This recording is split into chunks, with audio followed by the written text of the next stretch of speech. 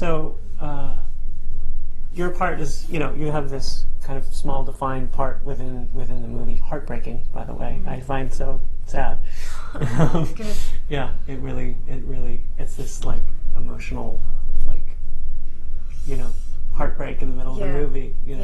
From this girl who, clearly has a lot more involved in him than necessarily, he's sort of ready to accept, right? Yeah. He's sort of the one. But how long were you like initially on set? Like, how long were you guys in Slab City? Right. We were down there for about a week. Uh-huh. Yeah. And how much preparation was there before? Because we had the songs to do, we had pre-recorded them initially, and then on the day he came up to me like 2 minutes before we were about to do it, and he goes, yeah, you know what, I really think it would be so much better if we just lose the tracks and you just do it. And I was like, okay, sure, Sean. It's like, so that prep was sort of not for nothing, because it was practice for me, but we like established the songs that we were going to do, and other than that, I went to a read through, and that was actually the first time I'd read the script. He asked me, I'm sorry, what's going on? That little thing you have over your shoulder is reflecting light big time, and that's why no good. when you threw your hair over it, Right. you said beautiful. Oh, cool. Okay. But yeah, the first time that I had heard the story, I didn't read it. I was at the read-through, and it's heavy to go through something like that around so many people for the first time. But yeah, and it was kind of cool how it all came together, because he called me on my cell phone and was like, Sean, and he was like, hey, you want to do this with me? I'd really like you to. And I was like, no, I have really other things to do. So, but it was unreal. It was great. So it's funny you said, like, that he said to you, let's just do it. Let's just do it live. Yeah. Like, do it. Which seems to be like everything I've read about the film and his process has been like making it as real as possible. So it just seems like that was just one more moment of that. Yeah, it's sort of making the movie. Everyone says, like, how is it working with Sean? It's sort of the spirit that he brings to even set. It totally embodies the movie. It's like I wasn't even scheduled to shoot the first day, and then I went, and he was, he had his handheld and his DP, and so we were like, oh, let's go over to Salvation Mountain. So it's like, that's how he is, and it's so much easier for me like that. If I start thinking too much about things, if I like start to try to predetermine anything or be too analytical, it's like it feels so much better when it's not, when you don't think about that kind of stuff in real life. You just do it, and so if you don't have to lie, it feels so much better. You feel like you're actually doing a service to the people that you're playing. So it's and with Sean, you don't lie. It's impossible. Like, because he sees right through any sort of note of falsity? Is that... Yeah, I don't even know what it is. It's just the scenes that I did with him, I never had that feeling. I never left kind of like I faked that. It's the worst when you have to fake something. And you do it as an actor, especially if you've kind of like, been doing it a little while and you've established like, or you've sort of grown tools that you can like rely on. Really should never crack those out. It should just happen. And with him, it does. I don't know. Is that scene when you go up and talk to that old man? There's some guy who's showing like these Salvation Mountain. That was that scene. Yeah. So that must have been improv, or that guy. I mean, I don't. Yeah. How did that happen? Because it's like it does totally seem like it just sort of happened on the fly, and the camera just sort of caught him. And that's what happened. It was a slug line in the script. It was Chris and Tracy go to Salvation Mountain, and this guy's there, and he lives, really more than probably a couple 100 yards away from the slabs. At his mountain, he crashed his hot air balloon there about 30 years ago, and is just like filled and beaming and gushing with like love and love for God and people, and just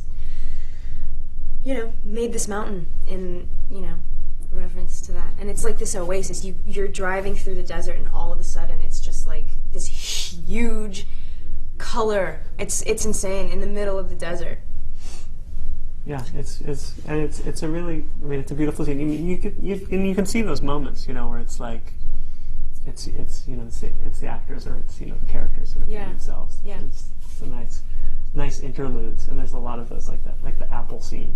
I know, I love that. Yeah. It's so funny because he told me about that because I shot like the last week that they were filming, and he was like, "Yeah, I don't think Sean liked it, but I really wanted to eat this apple," and it was really funny. And they used it. Sean ended up really liking it. He thought it was stupid on the day. So about your character's relationship with Chris. What do you think? What do you think that relationship was like? Because clearly for Tracy, it means so much. Yeah. But I don't know. Do you think for him it didn't mean much? I think to think about that guy, to think about Chris, like as a real person, and also as as what Emile and Sean made him to be. That was always a question, like how was he with girls? He didn't have like girlfriends growing up, but he's like one of the most charismatic. Like, I mean, he's like he's like the greatest guy, and I think probably I think it was just the general idea of Tracy that was great. It wasn't necessarily, it was like maybe he didn't have, you should ask Emile this, it would be interesting. But it's like she was just one thing in the big picture. She was just another, moment of beauty.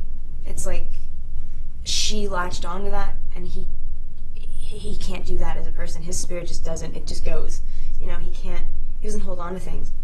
Although in the end, despite, what pushed him to go was that you don't need ties and that you don't necessarily need personal human relationships to make you happy. That you can find it solitary and in nature and in the wild. He gets right back, he gets, happiness isn't, what is it? Yeah, happiness is not real. Happiness is only real when shared. Yeah. So, it's full circle, so it's like they have more in common than they think, maybe. Yeah. As all humans do. That's the point. Is it's the most human story. I don't feel like I could talk to anyone in any country on this planet, and I would have a conversation with them about this movie. It's not. Yeah. Do you think? I don't know. What were your thoughts about just like? Did you read the book, or did you before getting into the role? Did you have any? Did you know who this guy was, or at least when you read about or heard about him, Right. what sort of thoughts do you have about who he was and what he did? Right. I'd seen the book a million times in the books. I just had never read it. Me too. Yeah.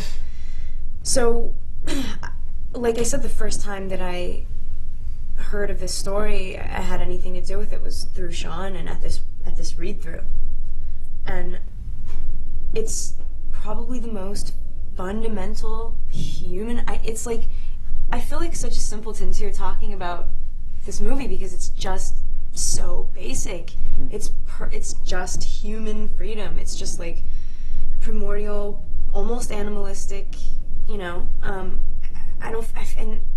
anyone living like in the world that we live in now who is slightly aware of what's going on has to. Maybe not in such a radical, extreme way, but has to identify with him. I talk to people who read the book and are frustrated. They disapprove of his arrogance and they just don't stand behind him. And the book it lays out the facts a little bit more. It doesn't get into this movie. Obviously, we have a guy playing Chris, and you get to know him. You feel like you really know him. And I feel like the cool thing about this movie is that there's no question at the end. It's like he wasn't suicide. He wanted to, he wanted to live. It wasn't that. It was circumstantial, and it was like through this movie you get to take the trip that he took, and you understand a lot better, or at least